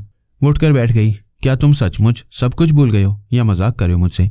फिर मेरे जवाब देने से पहले वो उठ खड़ी हुई और चश्मा की एक जानिब जाकर एक कांटोदार झाड़ी की नोकदार पत्तियां तोड़ने लगी। थोड़ी देर में उसने पत्तियों का ढेर लगा दिया। ये क्या कर रही है? क्रिस ने पूछा। अगलों की पत्तियां तोड़ रही है, मैंने जवाब दिया। कहती है खाना पकाएगी।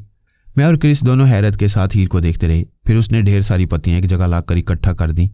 बड़े बड़े पत्थर रखकर चूल्हा बनाया। खुदा जाने किस जगह से ढूंढ ढांड कर सूखी हुई टहनियां चुन कर लाई।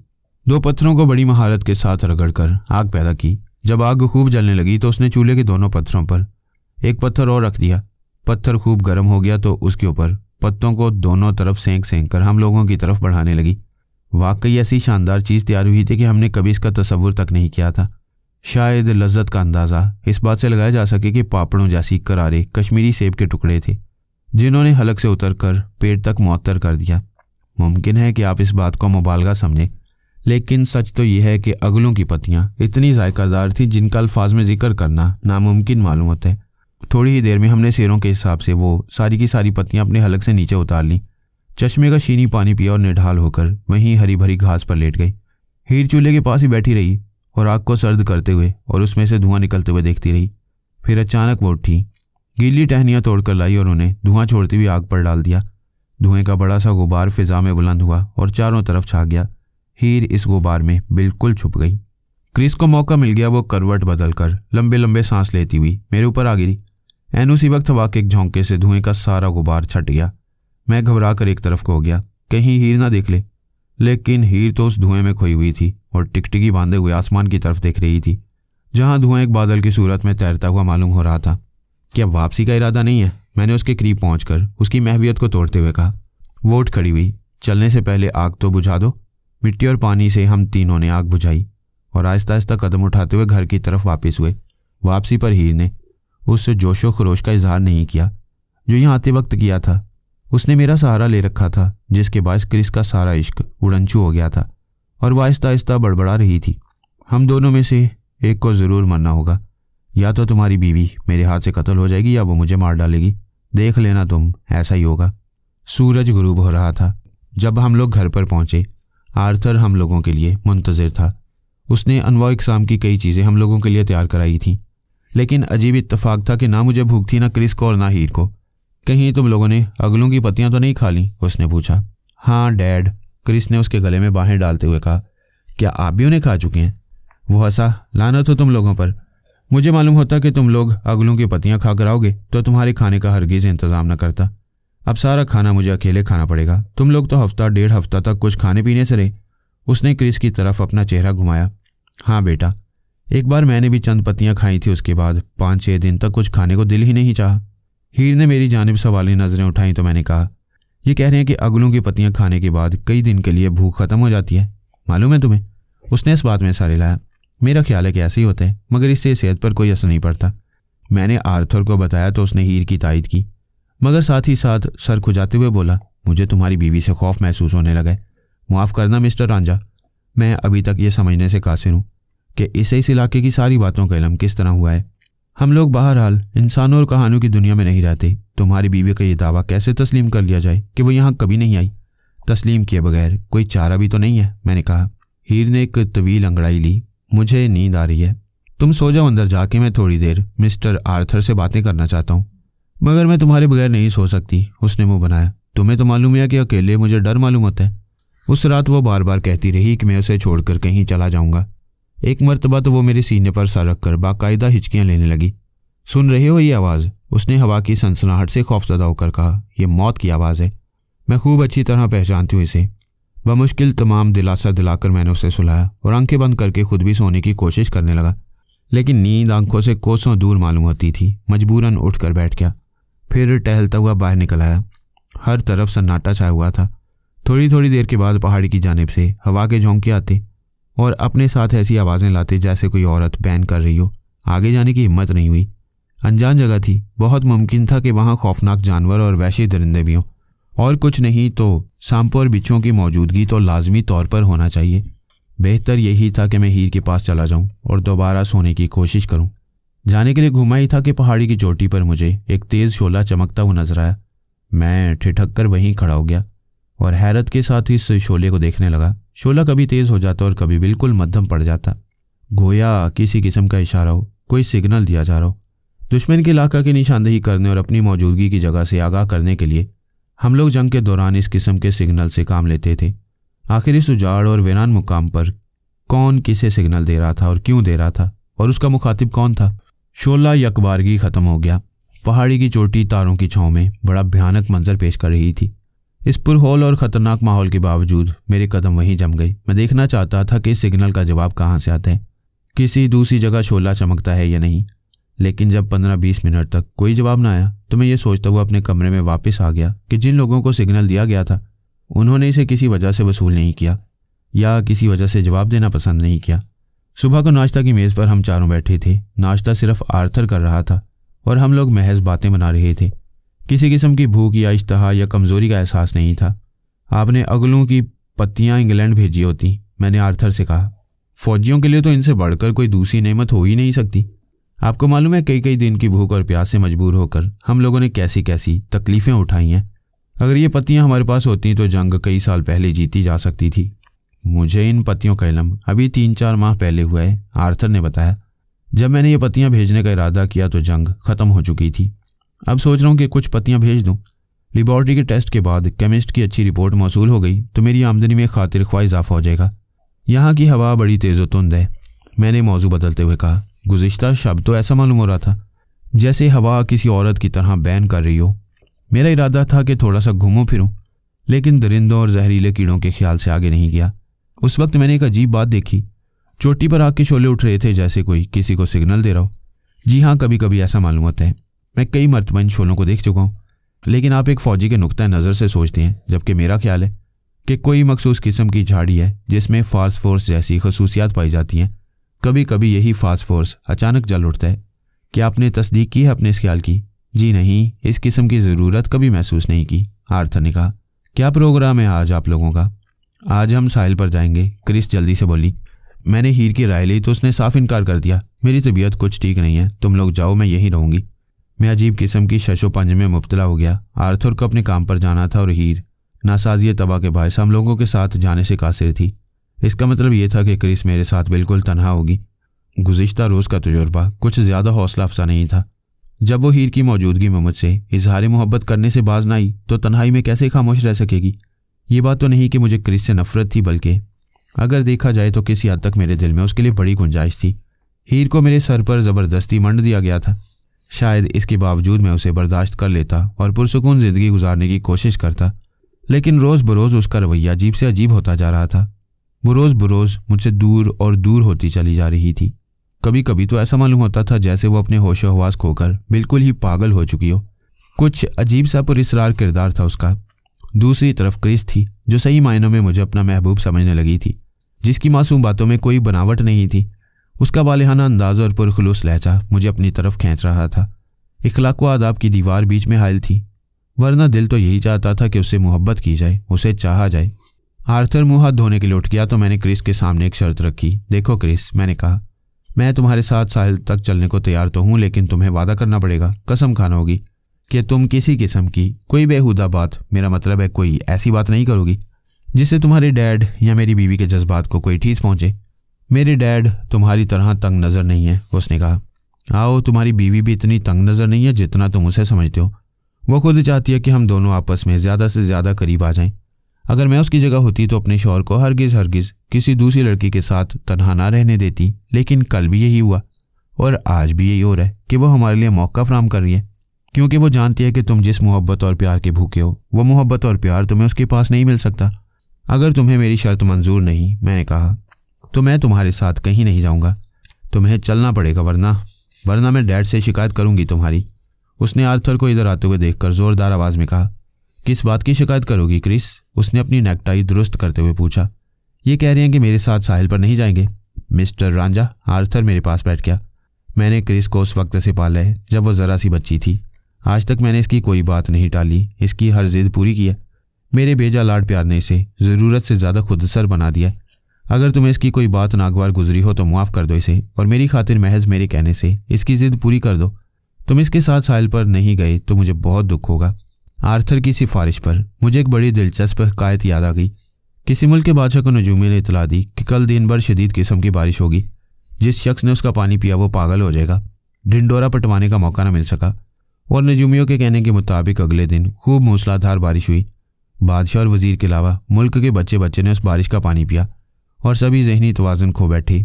अभी बादशाह यही सोच रहा था कि पूरे मुल्क का जहनी इलाज मुआवजा किस तरह किया जाए कि जगह जगह जलसे जुलूस होने लगे और उनमें यह ऐलान किया जाने लगा कि हमारा बादशाह माँ अपने वजीर के पागल हो गया है, उससे मुल्क को छुटकारा हासिल करना चाहिए।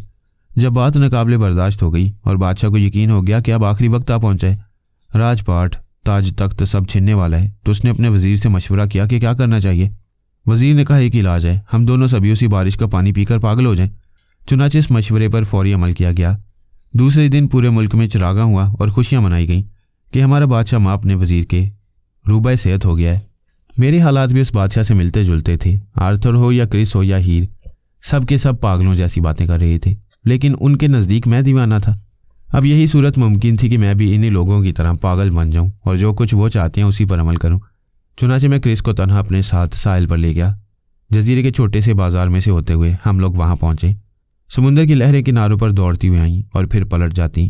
क्रिस खिलाफ तवक्को अब तक खामोश रही थी, लेकिन समुंदर के तलातुम को देखकर वो बेकाबू हो गई और बेख्तियार तौर पर मुझसे चिमट गई। हम दोनों देर तक साहिल पर पड़े रहे। वो मुझे अपनी सच्ची मोहब्बत का यकीन दिलाती रही और मेरी आंखों, बाजुओं और बालों की तारीफ करती रही। मैं कुछ ज़्यादा ही होश हवास खो बैठा था, लेकिन जो ही मैंने हद से आगे बढ़ने की कोशिश की वह तड़प कर एक तरफ खो गई। उसके होंठों पर हल्की हल्की मुस्कुराहट फैली हुई थी। तुम मुझे बहुत अच्छे मालूम होते हो, उसने मुस्कुराते हुए कहा, लेकिन मैं अपने डैड के एतमाद और भरोसे को ठेस नहीं पहुंचा सकती। आज मैं बेहद खुश हूँ। मैंने तुम्हारी मोहब्बत जीत ली है। तुम जहाँ कहीं भी जाओगे मुझे याद रखोगे, अपनी क्रिस को याद रखोगे। अगर कभी भूल भी गए तो हवा का कोई झोंका सरसराता हुआ आएगा और तुम्हारे कान में सरगोशी करता हुआ मेरी याद को ताज़ा कर जाएगा। चलो अब हम लोग वापस चलें। बस ये कसक और ये चुभन और ये प्यास काफ़ी है हमारी मोहब्बत को जिंदा और पाइंदा रखने के लिए। मैं हैरत ज़्यादा सा उठ खड़ा हुआ। आपने किसी भूखे को देखा है जिसका भूख की शिद्दत से दम निकला जा रहा हो? अचानक उसके सामने किस्म किस्म के लजीज खानों का ख्वान आ जाए। जब वो सरपोश हटाकर लुकमा लेना चाहे तो फ़ौरन ही वो खाना उससे छीन लिया जाए। उस वक्त मेरी हालत उसी भूखे जैसी थी। क्रिस मेरी इस भूख पर बेतहाशा मुस्कुरा रही थी, मुस्कुराई जा रही थी। कल मैंने तुमसे एक बात पूछी थी। वापसी पर उसने कहा, तुम्हारा असल नाम आरिफ दाऊद है ना? हाँ। मैंने इस बात में अपना सर हिलाया। क्या हीर की तरह तुम भी पुलिसरार बनने की कोशिश कर रही हो? तुम्हारी बीवी बनती है, उसने मुंह बनाकर कहा। यह नामुमकिन है कि वो और तुम मौजूदा जिंदगी से पहले किसी जिंदगी के मालिक रहे हो। कतई नामुमकिन है। मैं नहीं मानती किसी असरार और भेद को। तुम्हें मेरा असल नाम कैसे मालूम हुआ? मुझे जादू आता है, उसने खिलखिलाकर कहा। अपने जादू से मालूम कर लिया कि तुम्हारा नाम क्या है, और तुम कहो तो ये भी बता दूं कि तुम्हारे गांव का नाम क्या है, वहां का डाक खाना कौन सा है। इसके अलावा मैं तुम्हें तुम्हारे वालिद का नाम भी बता सकती हूँ। मेरी आंखें हैरत से फैलने लगी। मालूम होता है, उसने कहा, तुम फितरी तौर पर हर चीज़ में कोई ना कोई पुलिसरार बात तलाश करते आए हो। कभी तुम्हें अपनी बीवी पुलिसरार नजर आती है, कभी तुम मुझे पुलिसरार समझने लगते हो। हालांकि ज़रा सी समझ से काम लो तो असरार के पर्दे खुद ब खुद छटते चले जाते हैं। गौर करो कि मुझे तुम्हारा असल नाम कैसे मालूम हो सकता है। क्या कोई ऐसी चीज़ तुम्हारे पास है जिस पर तुम्हारा नाम और वल्दियत और ओहदा और पता सब कुछ दर्ज हो? मेरा पासपोर्ट। वो खूब ज़ोर से हंसी। यह है असरार और भेद की हकीकत। पहाड़ खोदो और निकल आए चूहा। तुम्हारा पासपोर्ट देखते ही मुझे मालूम हो गया था कि तुम जानबूझकर अपना नाम छुपा रहे हो। मैंने तुम्हारी कमज़ोरी का फ़ायदा उठाते हुए उस वक्त तुम्हें तुम्हारा असल नाम बताया, जब तुम जहनी और जिस्मानी तौर पर खूब थके हुए थे। नतीजा ये हुआ कि तुम मुझे कोई पुलिसरार रूह समझने लगे, है ना यही बात? हम लोग इस वक्त बाजार से गुजर रहे थे। क्रिस खूब खुश हो कर बातें मना रही थी। इस तरह खुश हो रही थी जैसे उसे दुनिया की कोई बहुत ही कीमती शय मिल गई हो। मगर अचानक उसकी सारी खुशी काफूर हो गई। उसका फूल जैसा खिला हुआ चेहरा सुत गया। आग, उसने इशारा करते हुए कहा। शायद हमारे घर में आग लग गई है। मैंने देखा कि उसके घर से धुएं का एक बहुत बड़ा मरगोला फिजा में बुलंद हो रहा था। क्रिस का हाथ पकड़कर मैं तेजी से उसके घर की तरफ भागा। घर के बाहर हीर बैठी थी। उसने अपने सामने एक बड़ा सा अलाव जला रखा था, जिसके शोले आसमान की खबर ला रहे थे और धुएं का गुबार चारों तरफ फैला हुआ था। ये क्या कर रही हो हीर? मैंने चीख कर उससे कहा। क्या तुम्हारा दिमाग बिल्कुल ही चल गया? हीर ने अपनी नजरें मेरी तरफ उठाईं। इतनी जल्दी वापस आ गए? मेरा ख्याल था क्रिस तुम्हारे साथ है। कम से कम शाम तक तो तुम दोनों खूब इश्क लड़ाते रहोगे। मैं क्या पूछ रहा हूँ, तुमने आग क्यों जलाई है? मालूम नहीं, बस मेरा दिल चाहा कि आग जलाऊं और मैंने आग जला दी। तुम्हारी तो तबीयत खराब थी, बहाना बनाया था मैंने, उसने आग की तरफ देखते हुए कहा। मैं नहीं चाहती थी कि दो मोहब्बत भरे दिलों के दरमियान दीवार बन जाऊं। मेरा तुम्हारा ज़्यादा देर तक साथ नहीं रह सकता। किसी भी वक्त मेरा देवता मुझे अपने पास बुला सकता है। चलो अंदर चल कर लेटो। मैंने उसकी बात को सुनी अनसुनी करते हुए कहा। तुम्हें आराम की ज़रूरत है। उसने मेरा हाथ झटक दिया। नहीं, मुझे आराम की ज़रूरत नहीं, मुझे अपने देवता की ज़रूरत है। जब तक मैं उसके कदमों में नहीं पहुंच जाऊंगी मुझे चैन नहीं मिल सकता। यकायक वो खुशी से चिल्ला उठी। वो बुला रहा है मुझे, मैं जा रही हूँ उसके पास। मैंने देखा कि उसकी नज़रें दूर पहाड़ की चोटी पर जमी हुई थी और वहां से गुज़िश्ता रात की तरह आग के शोले बुलंद हो रहे थे और धुएं के बादल इधर उधर फैल गए। सिग्नल, मेरी फौजी जहन ने मुझे खबरदार कर दिया। दोनों जानिब से सिग्नलों का तबादला हो रहा था। उसी वक्त आर्थर भी वहां आ गया। उसने जंगल से अपने मकान के अतराफ में शोले बुलंद होते हुए देखे थे। यहाँ आकर सिर्फ अलाव जलता हुआ देखा तो इत्मीनान की सांस ली। मेरी बीवी की हरकत है, मैंने आर्थर को समझाया। इसका ज़हनी तवाज़न बिगड़ा हुआ मालूम होता है। हीर हम लोगों की तरफ घूमी। उसने हम में से हर एक को बारी बारी हकारत भरी नज़रों से देखा और हम सब की तवक्को के खिलाफ अंग्रेज़ी में कहने लगी। मेरा ज़हनी तवाज़न दुरुस्त है बिल्कुल। तुम लोगों को किसी किस्म की खुशफहमी में मुब्तला होने की ज़रूरत नहीं। अगर रोक सकते हो तो मुझे रोक लो। मैं जा रही हूँ, मेरा बुलावा आ चुका है। खुदा हाफिज़। थोड़ी देर के लिए हीर की इस अचानक और गैर मुतवक्का तब्दीली ने हम लोगों को गुंग करके रख दिया। हमारी नज़रों के सामने वो खुदा हाफिज़ कहती हुई पहाड़ी की जानिब रवाना हो गई। मगर हम उसे एक लफ्ज़ भी ना कह सके। ऐसा मालूम होता था जैसे हम सब मशहूर हो चुके हों और हिलने जुलने और बोलने चालने से बिल्कुल कासिर हों। कई मिनट तक हम लोगों पर यही हालत रही, यहाँ तक कि हीर नज़रों से ओझल हो गई। उसके ओझल होते ही सबसे पहले आर्थर को होश आया। वो जा रही है, उसने मुझसे कहा। उसे रोको, कोई बहुत ही खतरनाक औरत मालूम होती है। इससे कबल कि मैं आगे दौड़कर हीर को रोकने की कोशिश करता, आर्थर खुद ही तेज तेज कदम उठाता हुआ उसकी तरफ लपका।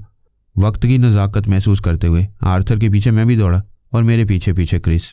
लेकिन हीर का दूर दूर तक पता निशान नहीं था। पता नहीं उसे आसमान खा गया था या पहाड़ी निकल गई थी। इस तरह अचानक उसका गायब हो जाना वाकई परेशान कुन था। हीर या जो कोई भी वो रही हो, अब तक किस मासूमियत और भोलपन के साथ हम सबको धोखे में रखे हुए थी। मैं तो तसव्वुर भी नहीं कर सकता था कि उसका किरदार इस हद तक अजीबोगरीब और पुरस्कार होगा। अंग्रेज़ी ज़ुबान से वाकिफ़ होने के बावजूद वो अपने आप को एक पंजाबन की हैसियत से पेश करती रही। हालांकि अब मालूम होता था कि उसका पंजाब से उतना ही ताल्लुक़ था जितना मेरा फ्रांस से या आपका स्पेन से हो सकता है। शेर मोहम्मद का ख्याल आज सच्चा साबित हो रहा था। उसने काहिरा में इसका खदशा जाहिर किया था कि वो जासूस मालूम होती है। अंग्रेज़ फौजी अफसर के खान साहब ने बताया था कि वो कुछ खाती पीती नहीं। अगलों की पत्नियां इस बात का सबूत थी कि वो कई कई रोज़ तक बगैर खाए पिए जिंदा रह सकती है। लेकिन अपने आप को ज़्यादा से ज़्यादा पुरस्कार साबित करने के लिए वो अपने साथ उन पत्तियों को ले गई हो। सबसे बढ़कर ये बात कि वो जजीरे के चप्पे चप्पे से वाकिफ़ थी। लेकिन उसने बड़ा अनोखा तरीक़ाकार इख्तियार किया था। बार बार वो ये कहती थी कि ये सारी ख्वाबो ख्याल की बातें हैं, लेकिन हर बात बिल्कुल दुरुस्त साबित होती चली जा रही थी। हम लोगों की आंखें कुछ इस तरह बंद हुई थीं कि सब कुछ देखते हुए भी कुछ भी देख ना सके थे। यही समझते रहे कि शायद यूं भी होता है। क्रिस ने अलबत्ता शुबा जाहिर किया। शुबा नहीं बल्कि यकीन के साथ कहा था कि हीर के साथ किसी किस्म का कोई भेद और असरार वाबस्ता नहीं है।